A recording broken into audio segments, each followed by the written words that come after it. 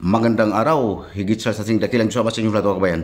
Mga kabayan, sa nagtatanong po no, na kung kailan po no, pinanganak ang ating Mesiyas o ang ating Kristo po, no? Ang Kristo po kasi ang Mesiyas po ay Espiritu po ito.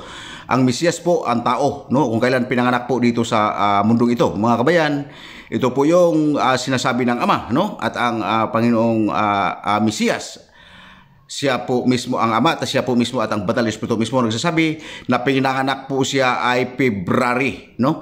February po 15. February 15 po, upang maunawaan ninyo, pinanganak ang ating Mesiyas ay pinanganak siya sa February 15. Mga kabayan, wala po itong taon dahil ito po ay dito pa lang po nag-umpisa, no, ang bilang ng araw, no, ng Panginoong Mesiyas, ang sanlibutan ito nung pinanganak siya, no?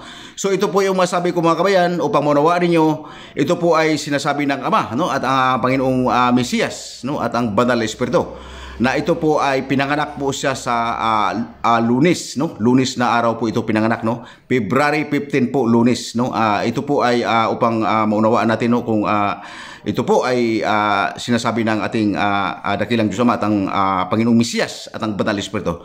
So mga kabayan, ito lang po yung masasabi ko sa inyo. Kung ano pa man ang inyong katanungan ko ipahintulot ng ating dakilang Diyos Ama at ang Panginoong Mesiyas at ang Banal na Espiritu, ay iyan po ay masasagot po. Dahil po, iyan po ay ako po ay nagpapaalam, no, sa kung masagutin po ba o ang inyong mga katanungan o hindi, no?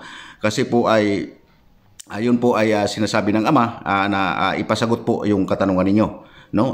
Yun po ang masasabi ko sa inyo upang maunawaan ninyo. Mga kabayan, hanggang dito na lang po, no. Sana po maliwanag po sa inyo, no, ang ating upang hindi na po kayo maguluhan, na maliwanag po sa inyo na pinanganak ating Jesucristo, no, o ang katawan ng Mesiyas ay ano po, no, February 15, Lunes po, no. Ito po yung sinasabi ng dakilang Diyos Ama at ang Panginoong Mesiyas at ang Banal na Espiritu. So hanggang dito lang mga kabayan, no. Magandang araw, higit sa ating dakilang Diyos Ama sa inyong lahat mga kabayan.